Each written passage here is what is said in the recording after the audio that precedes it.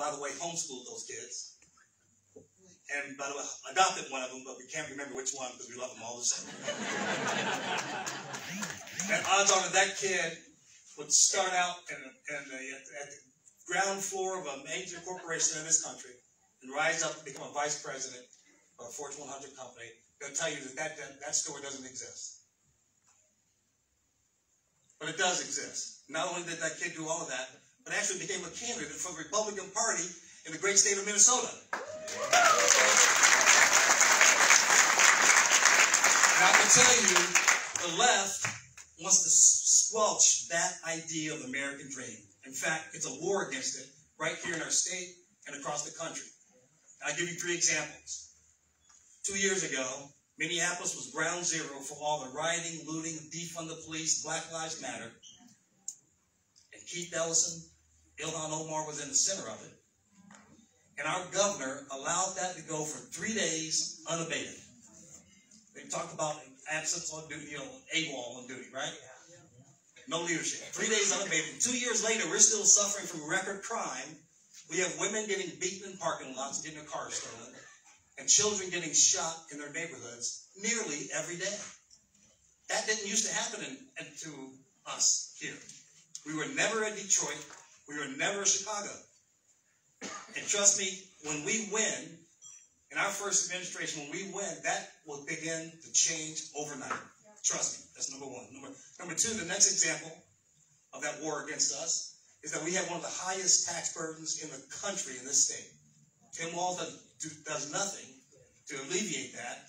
We have people leaving the state they love, the state they helped build, in record numbers. Last year was the highest number of Minnesotans leaving the state in 30 years. And I think many of you know people, and hopefully, you might be one of them. If we don't win this next election, there's going to be a lot more leaving. Now is not the time to turn to career politicians to help fix and overhaul our tax code. This is why we need a leader from outside of politics, a leader from the private sector with private sector solutions. And lastly, I think all of us are really getting tired of being bullied by the woke left, this idea of cancel culture. And what they're teaching our kids in school is evil. It's downright evil, and trying to divide our kids. And every time we talk about election integrity, they wave this banner of racism. And I tell people this: having lived in the Jim Crow segregated South, my parents and grandparents would have loved to have grown up in the America I grew up in.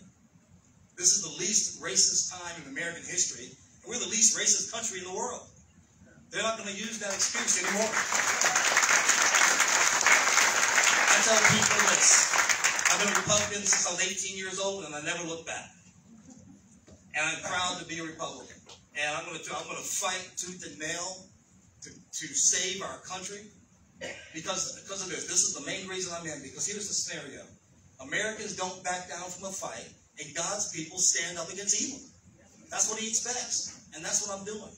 And another part of this, I'm doing this because, you know what? I'm really sick and tired of Ron DeSantis having all the fun. Okay? It's time that Minnesotans get in on some of this liberty and freedom action. Ladies and gentlemen, I tell people this. I speak all over the state and all over the country. I'm so glad that Mary does these events, and I see it in your heart and your tenacity. But a lot of Americans have forgotten what it means to be American. It's dormant. It's gone dormant. I'm reawakening them. And this idea, like our national anthem, that last line of our national anthem, land of the free, home of the brave, well, it's high time we start acting like it. That's why I'm doing what I'm doing. Now, I'm going to go through real quick the 6 things that we're going to do in 6 months, and then I'm going to open it up for questions. So this is on the website. So again, private sector, transparency, accountability, it's on the website. We'll check down the list when we get them done. Okay, number 1, no mask mandates, no vaccine mandates. That's number 1. Any state institution trying to implement that would get their funds pulled. Number 2, we're going to get our cities back.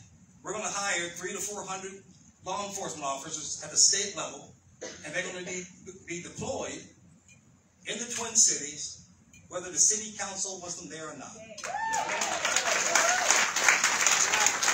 And if we need to hire more in other cities, we'll do that because the crime is spreading beyond the Twin Cities. You know what? That is such. I'm going to just take a pause here. I don't know if you saw this in the Star Tribune. You know, I have to read it now. I'm the candidate, so that's the only reason. But today I was reading that the governor is going to redeploy state troopers and deploy them in the Twin Cities. I had this on my website 4 months ago. I'm just glad he's taking the idea. But you know, I have to collaborate. And you know, I have to applaud him because talk about, you know, bipartisan collaboration. He's implementing one of my ideas even before I get into office. I just go like, great. So when I get into office, that one already be taken care of. We just have to expand it and make it permanent. But I'm glad he's doing one of those. And he can do all 6, so we can just get up and running when we get in. But that was just announced today in the Star Tribune that those law enforcement officers are going to be redeployed. And he's been holding back against doing that because he knows what's coming this election year.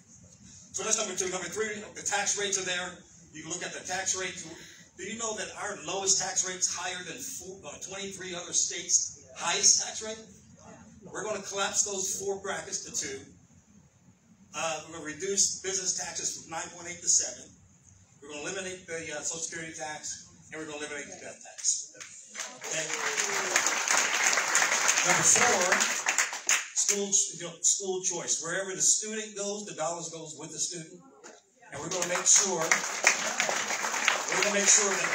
that any government regulations, that thing gets cut. It doesn't follow the kids, even for homeschool families. They want to use it. Okay.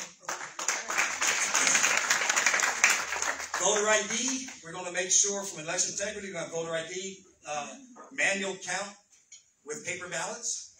Okay, that is it. We're going to make sure that even if the electronic machines are working, the issue is not the machines. The issue is if the citizens don't have confidence in it, then we don't do it. And until we get enough of an objectivity of a certification on the machines that the populace says, yes, we're okay, that's when we move forward. Not just because, hey, trust me, the machines are okay.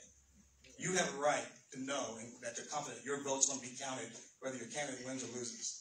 And lastly, we're going to curtail emergency powers. Again, it's already on the website. We're going to restrict it. And this is my pledge to you directly. And we're going to restrict it, whether it's 30 days, 10 days, 7 days, 1 day, it doesn't matter. I'm going to sign most severe restrictions on emergency powers, not just for myself, but for any governor that follows. We have seen what happens when a tyrant has access to those type of things. And guess what? It was never intended for that to happen in the first place. It's never going to happen again. Now, here's how I'm going to address this one issue. People say, well, Kendall, why don't you sign the pledge? I'm not going to outsource my trust, my oath, my pledge, my commitment to a third-party organization. My oath, my commitments to you personally. To you as the voter, you have mine. So we're going to do that. It's on our website in that pledge. And like I said, I'm not outsourcing that to anyone. It's a commitment and it's an oath to you. All right. And as I close, I want to share this last comment. I am so grateful that for all of you guys have been committed here for 13 years. As we look what's happening in our country, what they're pushing with critical race theory, this whole narrative, this truth detector department, what they're pushing in the military, guys, this agenda, either they're going to win, or the country we love and know is going to prevail. One of the two is going to happen. Both of them can't coexist. And I wanted to be on record to know what side Kendall Qualls was standing in the history books. That I was standing on the side of our country, on the right of God, because what's over there is evil, and it's not what our founders wanted. And we're going to make sure that we protect it. I think with your help, we can do that. Thank you.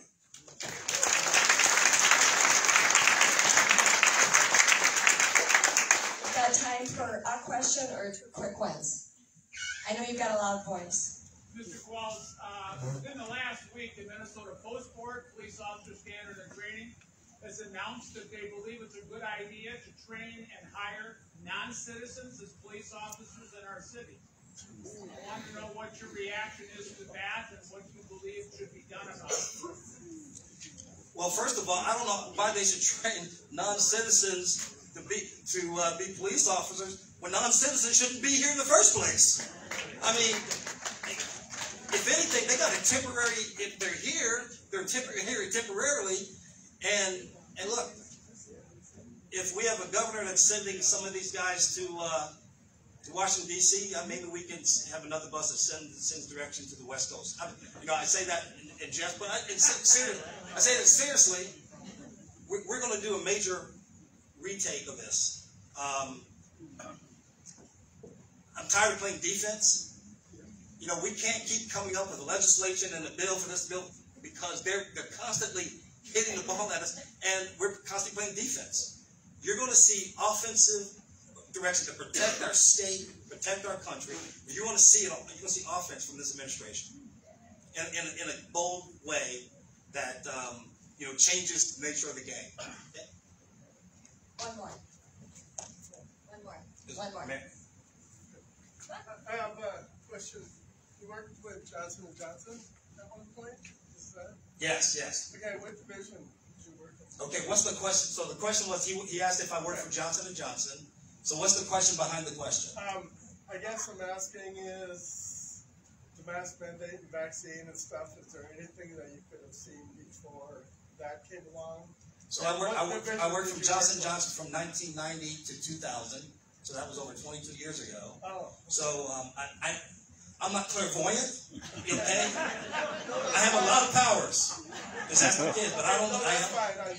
All right, I think Mary had a question. You can have. Okay. Real quick, have you chosen a running mate? Just out of curiosity. So the question is running mate. I've interviewed two great people, that I would be honored to have on the ticket. And here's something I can just share with you. Bold, good, strong leaders are first of all, they have self-awareness. I know my blind spots. I know my weaknesses. And I want to have people around me that complement those blind spots and those weaknesses. So you're going to have a rock-solid team.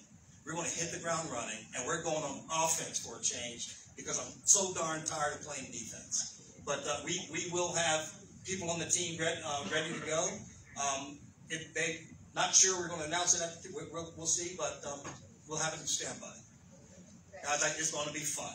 It is time for us to start having a little fun on our side. It's high time. Thank you so much.